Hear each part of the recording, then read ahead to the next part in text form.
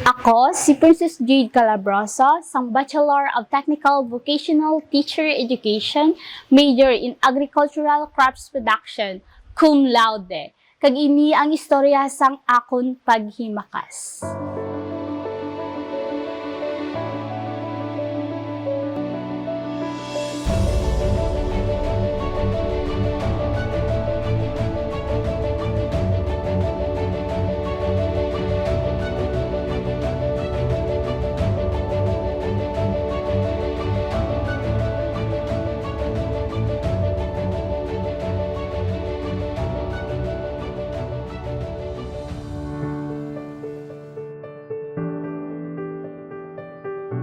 So, nag-start ako as a working student sang elementary ako hasta sang nag-high school ako.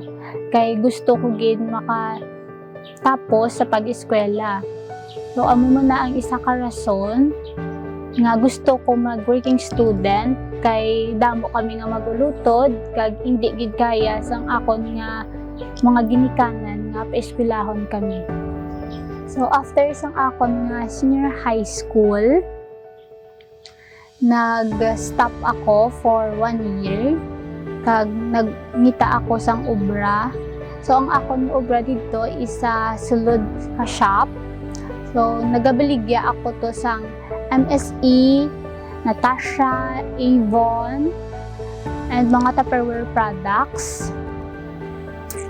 Pagkatapos, after that, nag-decide ako nga mag-enroll diri sa Isat Yulion Campus as a working student gihapon.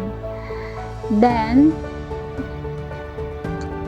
after ako nga nag-enroll, may ara ako nga balita nga nabaton halin sang akon nga tiya nga amo man ang tigiya ka shop.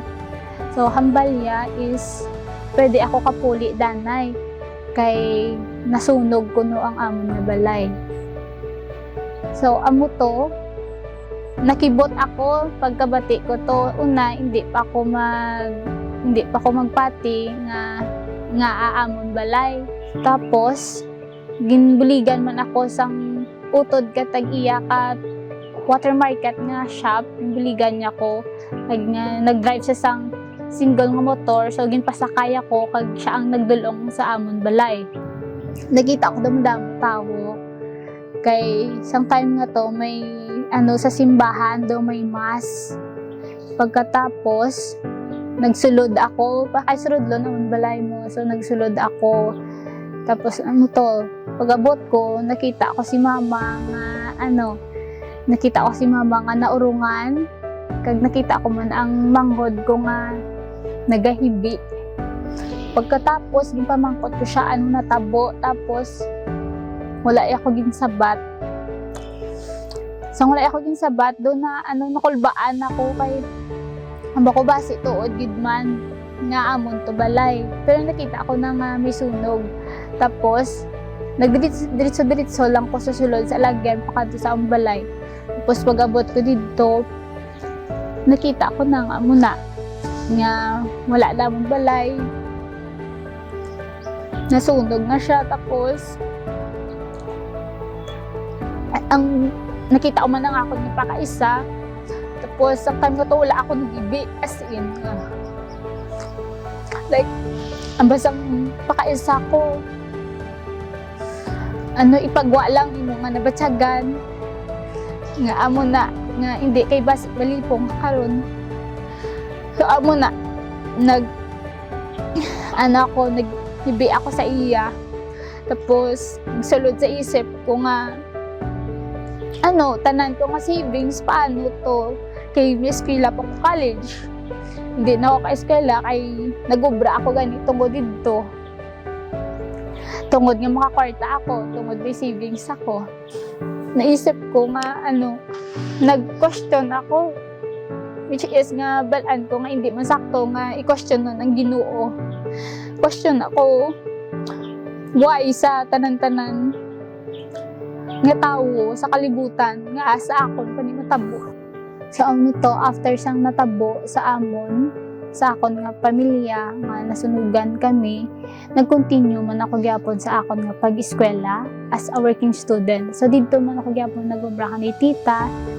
I now understand those worst chapter of my life is a blessing in disguise gid para sa akon.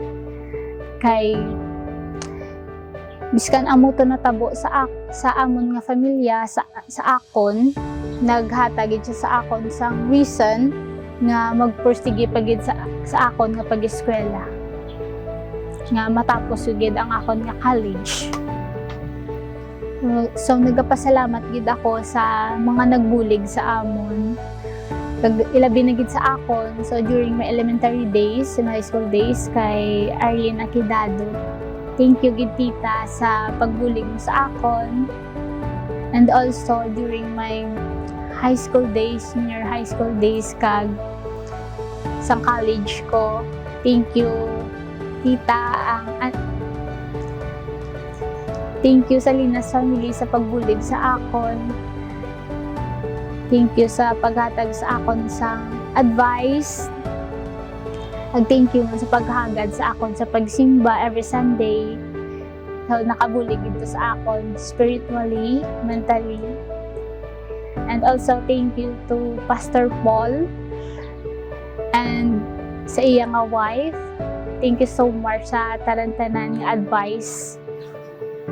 And also, nagapasalamat man ako sa akon magulang during sang second year ako sa pagbulig sa akon, kay Honey, and also kay Denmark. Thank you sa tanan-tanan sa pagbulig sa akon financially. And also kay mama kag kay papa, thank you so much sa tanan-tanan nga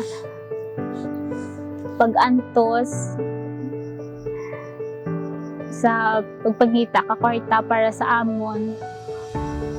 Thank you mapa, thank you sa tanan-tanan nga sacrifices niyo sa amon nga mag-ulutod.